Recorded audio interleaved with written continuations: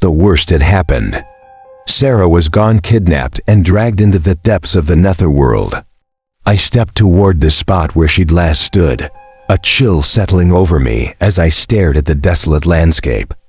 A glint of something poking out of the sand caught my eye, a small piece of black plastic. I bent down, brushing the grit away, and found myself holding the remote of Minor Inconveniences. Strange, how did this get here? I slipped it into my back pocket. "Well, that guy was a jerk," came a voice that slithered like oil into my ear. I froze. "Sutton?" I whispered, looking around, but the space around me was empty, silent. "Oh, I'm here," the voice echoed, a sinister chuckle trailing. I looked down and saw a red, pointed tail wagging from beneath a massive boulder. The voice groaned, crushed under a rock again, just my luck. The boulder shuddered as the tail flicked. "Are you gonna die?" I asked, my voice trembling. A humorless laugh oozed from beneath the stone. "Does evil ever die? No, it just festers." There was a pause, and then the disembodied voice continued. "But speaking of dying, how about helping me out here?" With an unnerving calm, Miss Hatchetface, our quiet companion, stepped forward. Her fingers, small and unnaturally pink, dug into the rock, and with a grunt that seemed to split the air itself, she heaved the boulder away. Satan stood up, dusting himself off with deliberate slowness. His suit was torn, his face bruised but smirking. "Now that that's settled, Disneyland," he grinned. I shook my head in disbelief. "Sarah's been taken into the netherworld." "Yeah, I heard," he rolled his eyes. "But let's be real here. She's gone, the apocalypse is off, and Earth's safe for another day. You win some, you lose some, right? Some things are worth fighting for," Miss Hatchetface hissed, jabbing her finger into his chest. "That little girl trusted you, and you're just going to let her rot down there?" Satan's face paled ever so slightly. He shifted uncomfortably. "My mother would say." "Well, she doesn't have much to do with this." "Oh, I think we should find out what she'd say," I taunted, raising an eyebrow. Satan visibly blanched. "No need to bring her into this," he stammered, a flicker of fear breaking through his bravado. "Afraid of your own mother?" I sneered. Frank and Teddy, Satan's ever-loyal underlings, perked up, trying to reassure us in a monotonous voice. "Satan is most certainly not afraid of his mother." Satan grimaced. "Look, the point is, we need to get to Earth and locate the girl's mother. Happy?" We set off, our journey winding through desolate landscapes until we arrived at a crumbling cliffside cottage, half buried in the rocks. The hermit who lived there insisted on making tea, though the stench hinted more at rotting vegetation than fragrant herbs. After what felt like ages, he finally looked up from his chipped cup and asked, "What brings you here?" "We need to find a soul from the netherworld," I murmured, feeling a creeping dread settle over me as the hermit's eyes darkened. Satan smirked, his voice slithering with arrogance.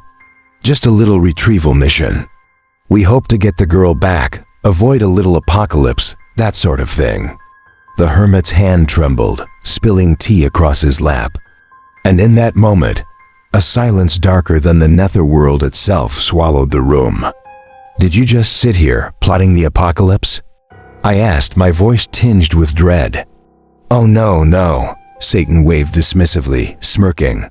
"It's just a little misunderstanding.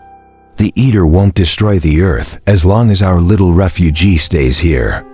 We'll return her, eventually." The hermit eyed him skeptically, shadows flickering over his face. "But that's his plan? The World Eater's awake?" His voice dropped to a whisper. I thought he was in eternal slumber. "What happened?" Satan's face twisted. "You remember Jimmy, the intern?" The hermit sighed, rubbing his temples. "You really ought to fire that guy," Satan scoffed. "He's my sister's kid." "It's a family thing." Miss Hatchetface crossed her arms. "So are you going to help us find this being or not?"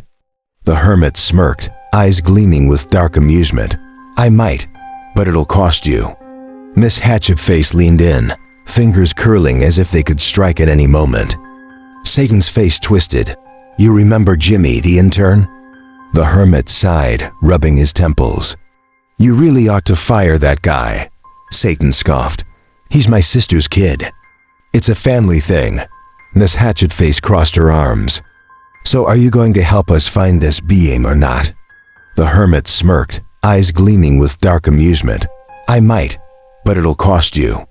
Miss Hatchetface leaned in, fingers curling as if they could strike at any moment.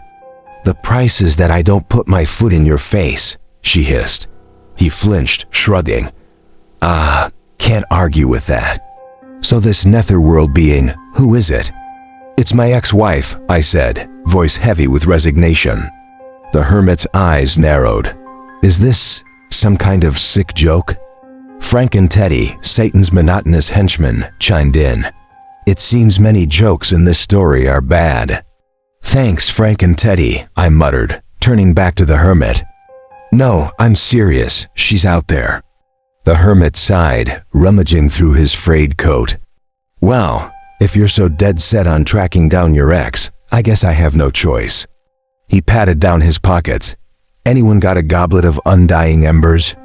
Nope, Soten drawled, rolling his eyes. Vial of eternal misery? We shook our heads. A loofah? Another round of silence. I guess Walmart will have to do, he muttered. Fine, give me your hand, Darren, isn't it? Actually, it's Dexter, I replied, as he mumbled about memory issues. He grabbed my wrist, sprinkling salt into my palm as he hummed some eerie foreign tune. Good, he murmured, studying the salt crystals. Now your palm is nice and tasty. Before I could ask, he pulled a scaly bluish lizard from one of his coat pockets and placed it in my hand. The creature flicked its tongue over the salt, belching out a small plume of blue flame before croaking in a grave tone. The netherworld creature hides in the Florida Keys. It paused, squinting at my hand.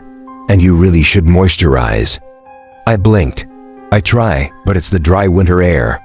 Well, Florida's good for the skin, it muttered, flicking its tail in disdain.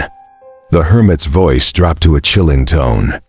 These netherworld beings bring a festering chaos with them. They rot the land, poison the soil, and drive every living thing mad. Even the calmest places become carnivals of lunacy. He cast a dark glance at me. We should have guessed she'd be in Florida. Later, in the car, we rumbled through Florida's tangled roads. Satan stared out the window, shadows from the palms twisting across his face as the light dimmed. So, are you saying my ex is why Florida is so cursed? Satan shrugged. It's either her or all the cocaine. My money's on the cocaine. Mine too, I muttered. He gave a wistful sigh, looking out at the sinking sun. It really is something, isn't it? What cocaine? Satan turned, blinking, as if struggling to remember. The night air grew thick and sticky as we neared the Keys, and the ocean's dark breath clawed through the open windows. Somewhere out there in the rising dark, my ex-wife waited. And she was just the beginning. I turned to Satan, voice low with tension. We still don't know exactly where in the Keys my ex-wife is. This could take forever. Oh, don't worry about that. Satan's grin spread wide as he fished a small, writhing blue creature from his pocket. Is that the snark? Sure is.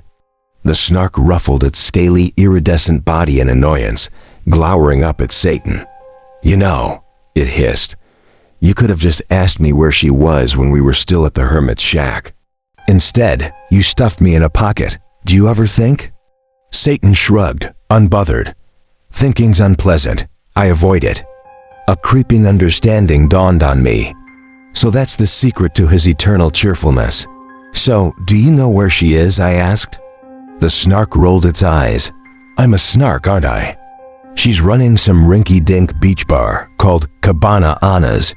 Take a left on 17th Street and head straight down the coast. Satan leaned toward Frank and Teddy, his hulking, dual-headed minions. You heard that? Cabana Anna's. Take a left. Roger, boomed Frank and Teddy in unison as the car jerked left with a screech. I cleared my throat. How did we decide they should drive? Satan smirked. It's less suspicious that way. But they don't even have a license, I muttered. Not on Earth, he agreed, but they're certified to ride nightmare creatures from the realms of eternal sorrow. Not the same thing. Agree to disagree. With a sigh, I turned my gaze out the window, watching the sun rise over the swampy expanse. We arrived at the bar around midday, the Florida heat shimmering over the sand like a fever. The beach was packed, volleyballs thudding, sunburned bodies sprawled out under the brutal sun. Satan had swapped his suit for swim trunks, but Miss Hatchetface and I still looked out of place in our usual clothes. As we made our way toward the bar, a group of bikini-clad college girls sidled up to us, eyes alight with mischief. The leader, a tanned girl with blonde hair, flashed a sly smile. "Hi, I'm Anna," she said, her eyes darting past me to Frank and Teddy. Satan beamed. "Well, I don't usually go for—" "Not you," she cut him off with a sneer, turning to Frank and Teddy. "What's your name, handsome?" "Oh, wow," she cooed as his charred, gravelly voice rumbled a response. "Your name sounds so mysterious." She laughed, a strange glint in her eye, and ran her hand down his arm. Frank and Teddy's heads cocked to the side. "Why would she touch me?" he asked, baffled. "It's her phone number." Miss Hatchetface snickered as the girl scribbled digits on his arm with a Sharpie. "Humans are bizarre," Satan muttered, waving his hand. "Let's get on with it." We trudged over to the bar, where Satan leaned on the counter, impatiently dinging the little service bell over and over. Yeah, I'm coming," grumbled the barmaid, moving with deliberate slowness. Her dark eyes flicked over Satan. "What's your problem?" "We're here to see the owner," Satan said, eyeing her coolly. "Why?" she drawled, reaching lazily for a dusty tequila bottle. "Apocalypse business," Satan replied with a smirk. "You wouldn't understand." "Oh, you're the weirdo here for drugs." "Look, buddy, take it somewhere else." Satan sighed. "You're looking at her," the barmaid replied flatly. His face paled, and he turned to me. "Why didn't you tell me this was your ex-wife?" I looked closer, recognition dawning. "That's not." But before I could finish, her features started shifting. Her skin softened, eyes flickering from green to blue, hair lengthening and lightening to a sun-kissed blonde. There she was, my ex-wife Annie. "Oh, that's a neat trick," Satan said, impressed. "How do you—" Annie ignored him, eyes narrowing on me. "What are you doing here, Darren?" I crossed my arms. "I could ask you the same thing." Annie's face darkened, a wrinkle forming between her brows. "Where's Sarah?" "Oh, now you care," I bit back. 5 years of silence, and now you're suddenly the concerned parent? Hey.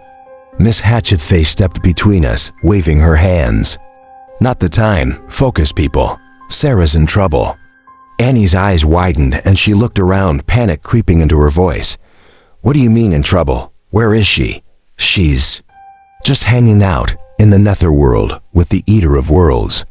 Annie paled, her voice a barely there whisper. "What is Sarah doing with my father?" I pressed my palm to my forehead, exasperation simmering. "So let me get this straight. Earthsnack wants you back that bad," I sneered. "No wonder you left us behind." Annie's gaze turned icy. "If I'd stayed, you'd all be dead, every single person you've ever known. So yeah, I ran," I scoffed. "Real noble of you." She rolled her eyes, groaning. "God, you're such a martyr. You should be on TV dead in a ditch on Law and Order." A long, awkward boo-boo-boom echoed through the room. Frank and Teddy, clearly uneasy, shifted on their feet. "My apologies," Teddy's gravelly voice broke in. "Sometimes when I'm uncomfortable, I make noises." Annie waved it off, eyes narrowing back on me. "So you got our daughter kidnapped, and now you want me to go into the netherworld to fix it. That about right?" "That's all I'm asking," I said. Her expression turned to pure venom. "All you're asking?" Her voice rose, barely above a whisper, trembling with rage. You're asking me to face the most powerful being in existence, the being who devours worlds. And you don't even know why they call him the World Eater, do you? I let out a slow, exhausted sigh. Yeah, because he eats worlds. Her glare bored into me. We need a plan, she muttered finally. Back at Annie's place, we gathered around a rickety fold-out table. Yellow light pooled from a desk lamp, casting deep shadows that sharpened her features, adding to the weariness etched into her face. Here's the only way, she said, tracing a route on a crinkled blueprint of the netherworld office building. We sneak in and put Earthsnack back to sleep. You can do that? I asked, hope edging into my voice. It's possible, she replied grimly. But not easy.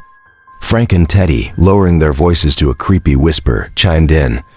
When we can't sleep, Lady Hatchetface sings lullabies. I blinked at Miss Hatchetface. That's sweet. Here's the only way, she said, tracing a route on a crinkled blueprint of the netherworld office building. We sneak in and put Earthsnack back to sleep. You can do that? I asked, hope edging into my voice. It's possible, she replied grimly. But not easy. Frank and Teddy, lowering their voices to a creepy whisper, chimed in. When we can't sleep, Lady Hatchetface sings lullabies. I blinked at Miss Hatchetface. That's sweet. Miss Hatchetface turned a shade darker, while Annie made a face of pure disgust. Hold on, she snapped. Are you boinking the nanny, Darren? Not your business, I shot back, heat rising in my cheeks. Annie just snorted. Whatever. Just not in my house. Believe me, I muttered. The sight of you kills any urge I've got. Frank and Teddy's gaze darted back and forth between us. What is boink? It sounds fun. Satan rolled his eyes. Can we move this along? You have no idea what the apocalypse is doing to property values in hell. Is that your priority? I snapped. He shrugged. Well, it's bad for anyone invested in the greatest empire of all time. How? I asked, eyebrows raised. Of course hell. Annie, already exhausted, sighed and slammed her pen onto the map. This is where we enter, she said. The door will sense my blood and let us in. After that, you're on your own. If Earthsnack finds me in there, he'll eat Earth on the spot and I'll have to hide. How do we navigate the building without you? I asked.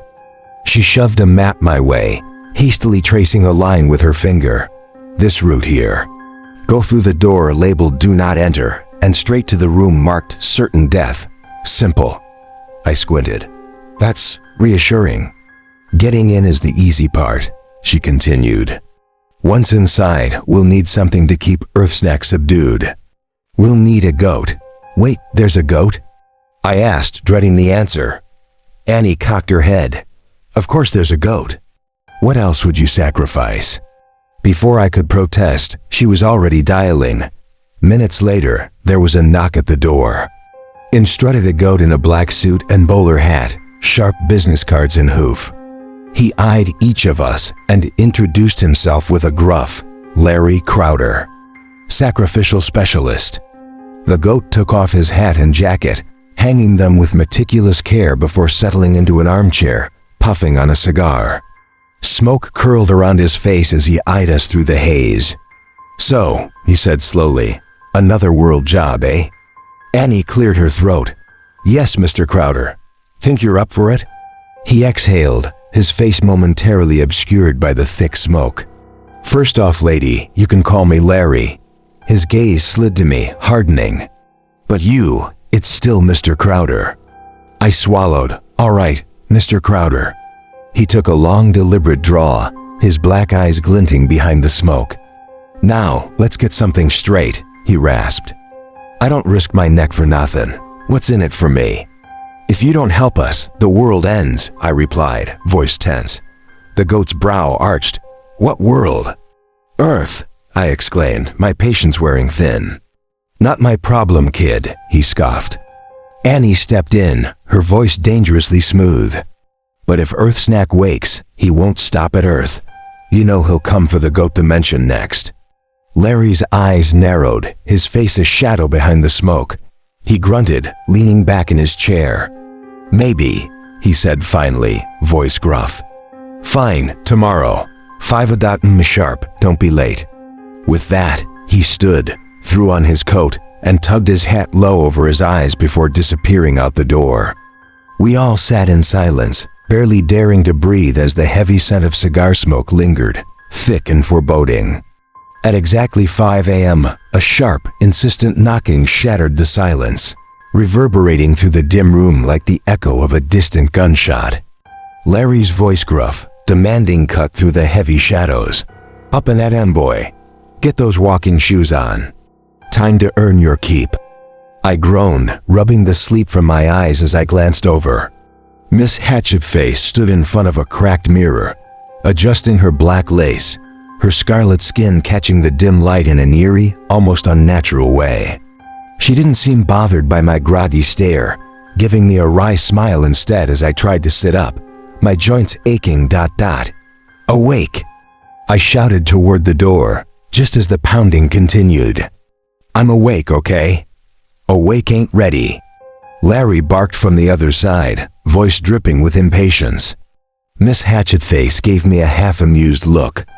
I grabbed one of my loafers and hurled it at the door, the impact silencing the knocking.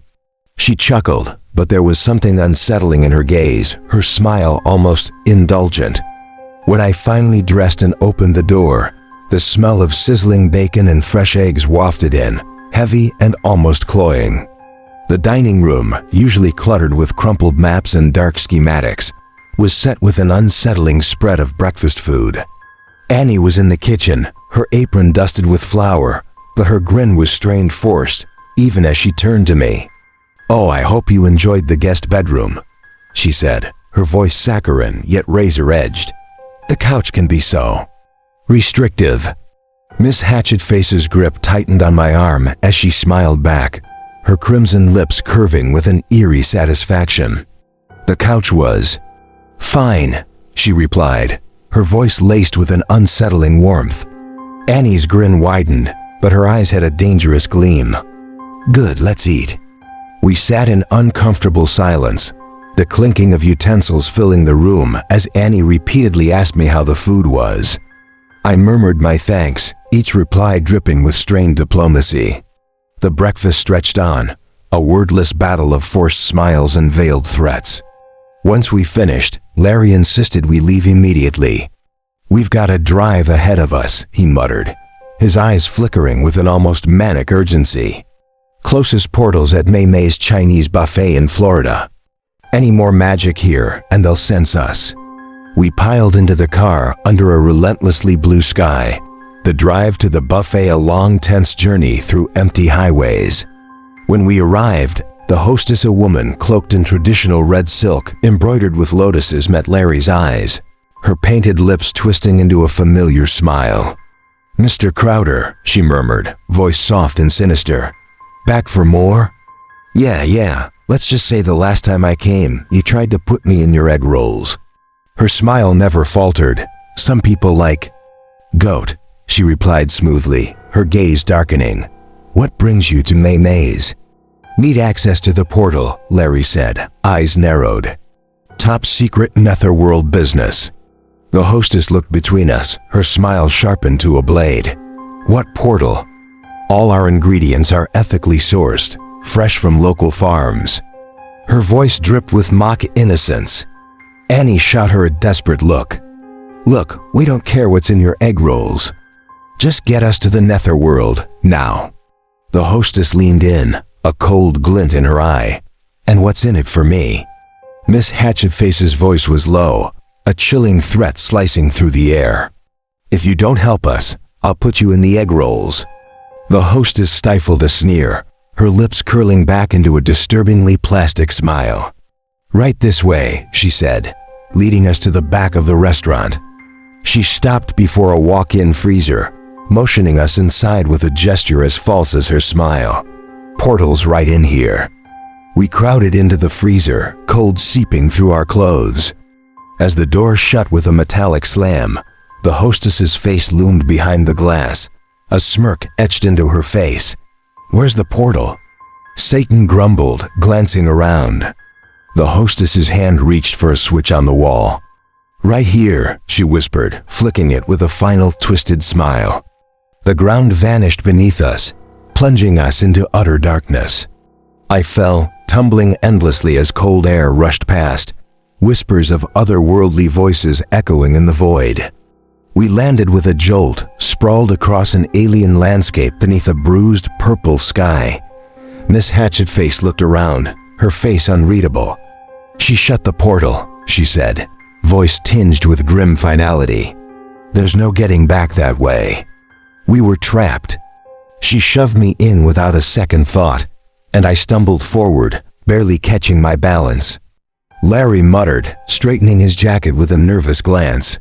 "If her snack realizes I'm here, we're talking about an end-of-the-world scenario. So keep it quiet, understand?" Satan, lounging nearby with a smirk, leaned in. "Which snack do you think would end us first?" he drawled. "Do you really want to know?" Larry replied, exasperated. He sighed, pulling a strange object from his pocket, a smooth glass sphere, pulsing with dim crimson light, like a darkened crystal ball. Inside, tiny specks of light drifted, forming strange patterns that only Larry seemed to understand. He tucked it back into his coat, gesturing forward. "It's that way." I took a shaky breath. "Then let's get this over with." "Not so fast," Larry interrupted. "We're splitting up." "Are you kidding me?" I hissed. Splitting up is the worst idea in situations like this. Larry shot me a stern look. "It's not a choice. Once we make the sacrifice, we'll need a quick exit. Someone has to locate a portal and set a beacon. That means Annie takes the lead on finding it, and Frank and Teddy will go with her." "Frank and Teddy?" Annie protested, glancing at the 7-foot teddy bear looming over us. "I'd be safer alone." Larry's eyes hardened. "Frank and Teddy go with you. This mission requires subtlety and finesse, and there's nothing subtle about a lone human wandering the netherworld."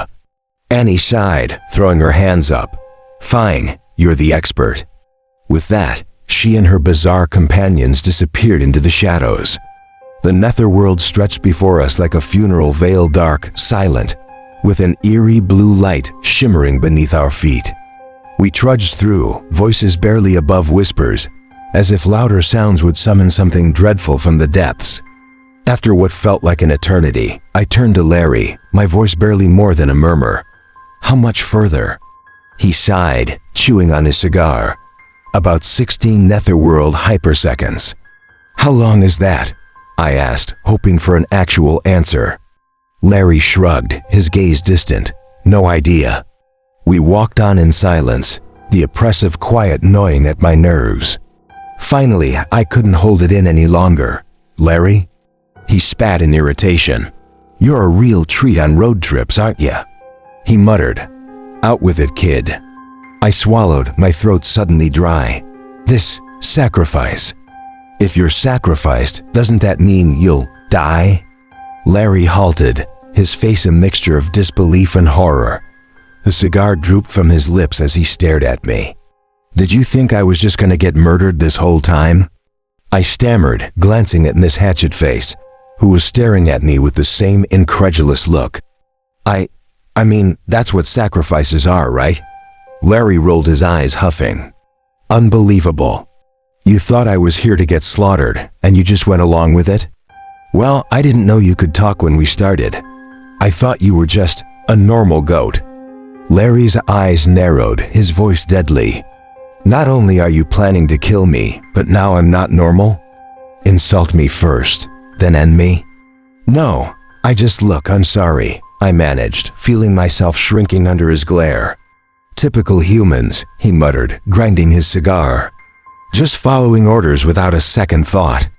The tension was thick as fog as we pressed on, reaching a jagged cliff where Larry's thing-a-magic began to beep. It crackled with a cold, metallic voice. "You have arrived at your destination." I peered over the ledge into the dark abyss below. "So, this is where the World Eater lives?" Larry shook his head grimly. "Doesn't live, kid, resides. We scanned the area, looking for a way in, when Satan's voice broke the silence. You realize Annie's got more going on here, right? What are you getting at? Larry asked, eyes narrowing. Satan smirked. She knows these portals. She knew where to find them. Why would she let us walk into a trap? An uncomfortable silence fell. Larry and Miss Hatchetface exchanged a look, and I felt a cold dread knot in my stomach. Before anyone could speak, the thingamajig exploded into a blaring alarm. The robotic voice filled the air. Warning, netherworld energy levels off the charts. Detection of entity, Arizanak the World Eater approaching at 10% of light speed. Estimated arrival. Imminent. Last moments recommended for final words. We stood, paralyzed, as the thingamajig clattered to the ground and rolled away, its tiny lights flickering in the darkness. The netherworld shifted as Harisnak, the World Eater, stood before us, a towering, monstrous figure with a body that pulsed and writhed like molten wax. Shadows twisted and melted across his massive frame, his presence so overwhelming it felt like the air itself recoiled. Beside him stood a lawyer, a slender woman in a charcoal pencil skirt and heels, her clipboard held like a weapon. She pushed her glasses up with a click, her face twisted in a permanent scowl. "So," she drawled, tapping the clipboard. "The kidnappers have arrived." "Kidnappers?" I stammered, dread pooling in my stomach. "What are you talking about?" "Not on Earth," she said, her voice like a hiss. "Another world." "And you know exactly what I mean." "I really don't," I muttered, glancing at the others. But the lawyer's sneer only grew sharper. "Do you know what the punishment is for kidnapping in the netherworld?" She said coldly. "You'd better hope it's swift." "I didn't kidnap anyone," I insisted. But my denial was cut off by the heavy, echoing footsteps of Frank and Teddy, who lumbered out of the shadows, gasping, with Annie trailing just behind. "It's a trap! Don't listen to her!" Annie shouted. The lawyer's gaze shifted to Frank and Teddy, her lip curling as if they were the filthiest things she'd ever seen. "Of course it's a trap," she said, her tone dripping with mockery. "But knowing that doesn't really help you much now, does it?"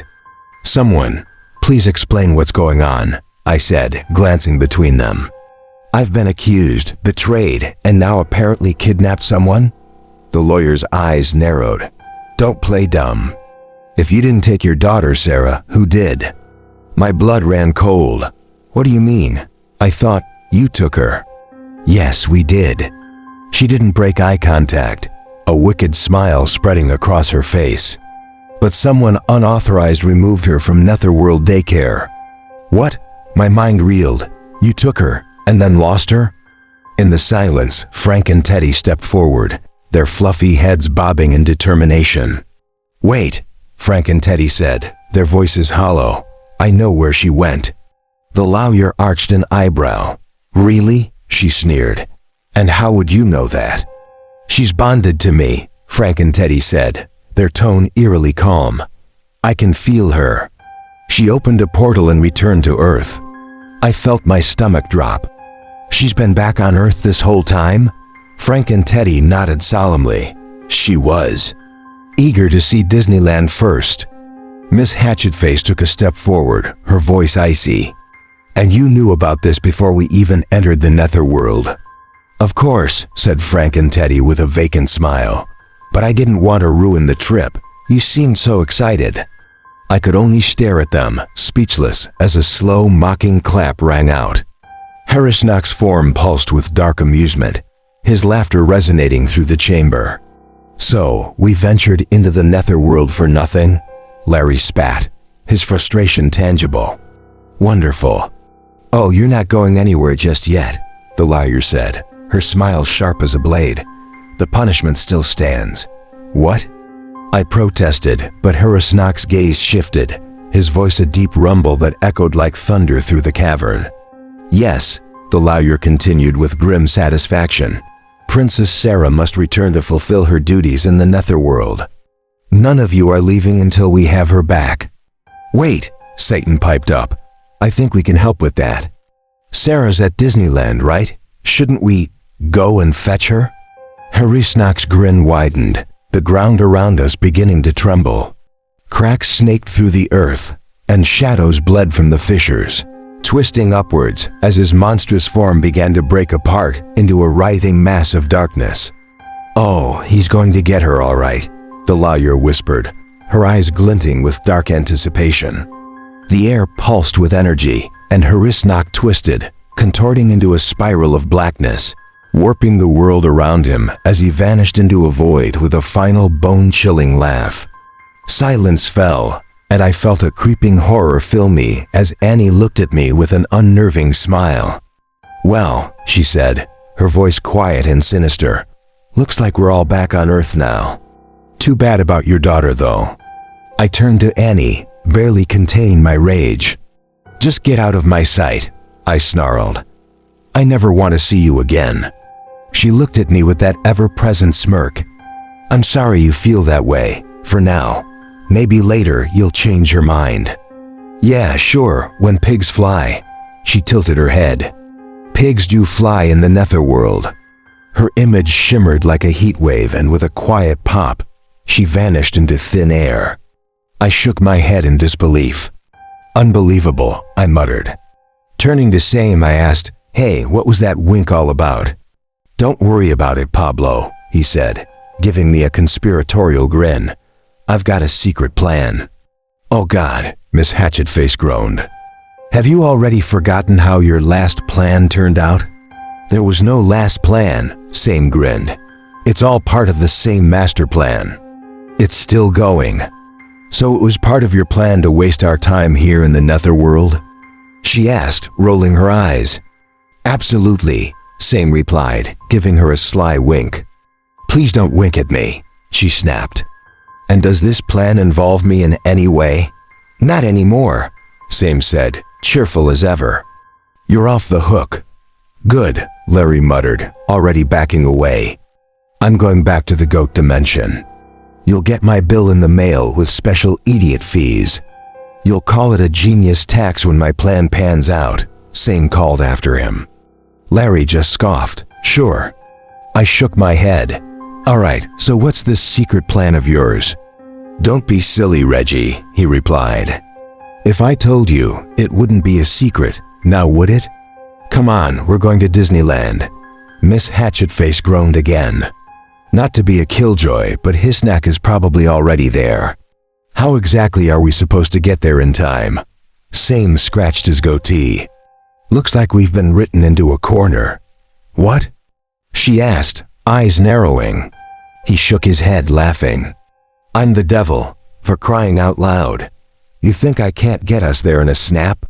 Last time you drove," I pointed out, "you nearly killed us all." "That was a family road trip, Jerry," he said. "It was for fun." I snorted. "Yeah, I had a concussion. How's that supposed to be fun?" "Concussions are delightful once you get used to them," he replied nonchalantly. "Now enough chit-chat." With a snap of his fingers, he conjured a massive portal wreathed in purple flames. "Pretty cool, huh?" he said, grinning. "Invented these myself." Miss Hatchetface muttered under her breath. "No, you didn't." Sam leaned in close, stage whispering to me. "Jerry doesn't know that." Then he clapped me on the back, his hand lingering a little too long. "All right, Jerry, listen up. There's a trick to these portals. You've got to close your eyes and think real hard about where you want to go, or the flames will fry you alive." I eyed him warily. "You're joking, right?" "Maybe," he said, and with a shove, he pushed me through the portal. The world twisted, contorting my body into unnatural shapes. My hands swelled up like balloons. My foot shrank to the size of a peanut. A gray beard sprouted, fell off, and came back as a bright shade of pink. I barely had time to recognize a concrete sidewalk zooming toward me before I hit it face first. I wiped the blood off my nose as I stood up, glaring at Sam. "Did you get us lost?" "Just taking the scenic route," he said, unbothered. "Could you at least fix my nose?" I asked, wincing at the pain. Sam grabbed my face, pressing too hard. "No worries. I have a medical degree." "For humans?" He shrugged. Let's not worry about the little things." He gave my nose a hard twist, and I felt a flash of pain so intense that I nearly blacked out. "There," he said, stepping back. "Good as new, or not." I checked my reflection in a conjured mirror. My nose was exactly the same, broken and bleeding. I glared at him. "You're a jerk." "I like it," Miss Hatchetface said dryly. "It gives you a certain rugged quality." "Thank you," Same said, proudly. Now to Disneyland. At the park gates, the ticket booth was manned by Frizzle, the blue giant with an axe lodged in his head. "Frizzle!" I shouted, "Great to see you again." His expression was grim. "You'd better hurry," he grunted, pointing toward the park. Above him, a gaping black rift filled the sky, thunder rumbling as storm clouds poured out, darkening the world. As I sprinted through the gates, I heard the roar of the nether beast, shaking the ground beneath my feet. A crowd of demons and human children had gathered around it, all swaying and chanting, their voices melding into a low, eerie hum. But before I could reach the creature, I felt a hand yank me back. "Ouch," I said, hitting the pavement. Same leaned over me, his gaze serious. "This part is for kids only, Jerry. Parents interfere." "Of course," Miss Hatchetface murmured, her eyes widening. "Children are the embodiment of pure joy. Their happiness, it weakens Hisnock." As I watched, the children chanted louder. Their voices lifted in harmony, drowning out the demon's roars. Hisnock, massive and terrifying, was beginning to flicker, his outline wavering like a shadow in the dark. Slowly, with a final thunderous clap, Hisnock was sucked back into the void, vanishing an instant. I sat there stunned. "That's it?" I asked, barely believing it was over. "What, were you hoping for a big dramatic showdown?" Sane chuckled. "I saved your world, Jerry. Sometimes a happy ending is just simple." I sighed, shaking my head. "Yeah, I guess that's good enough." Then I spotted her, Sarah, making her way through the crowd toward us, a shy smile on her face. Sane clapped his hands together. "And that, my friends, is how you save the day." I squinted into the hazy distance, my heart pounding. There was no sign of Sarah, only the massive lumbering figure of a reptilian beast slithering forward on two muscular legs. Its leathery skin was a cracked, sickly shade of red, like dried blood stretched over ancient bones. Its head was grotesque, a nightmare mix of decayed scales and wrinkled flesh. Its eyes, cloudy white orbs, bobbed unsettlingly on twitching antennae that sprouted from its skull. But it was what rested at the top, perched between the creature's scaly shoulders, that made my blood run cold. There was Sarah. The beast drew closer, lowering its massive, snarling head until she was only a few steps away from me. And then, with an almost casual grace, she slid down from its back, landing softly by my side. "Hi, Dad," she said, grinning with a calmness that felt otherworldly. "Good to see you again." "Sarah," I could barely breathe. I scooped her up, pulling her close, holding her so tightly I could feel her heartbeat against mine. For a moment, I forgot about the towering demon, the dark realm we were in, everything. "I love you, kiddo." She squeezed me back, her voice muffled against my shoulder. "Love you too, Dad." "Dad," she said after a pause, "you're kind of squeezing me to death here." I exhaled, loosening my grip, but I didn't let her go. "Just a moment longer." "I really need to pee," she whispered, half giggling. I laughed softly, setting her down. All right. As she stretched, I looked around, the creeping silence settling in. "So, I guess the adventure's over, huh?" She looked up at me, tilting her head. "Yeah, what do we do now?" I scratched my head, looking to our unlikely companions. "Let's let Frank and Teddy decide," I said, nodding toward the towering, shadowy figures of the two monstrous creatures. Frank, his enormous furry paw brushing his chin, seemed to ponder this deeply. After a few suspenseful moments, he grinned, his sharp teeth gleaming. "Let's ride all the rides," he boomed, his voice rumbling like distant thunder. I couldn't help but smile as I took Sarah's hand. "All right," I said, casting one last wary glance at the beast's twisted grin. "Let's go."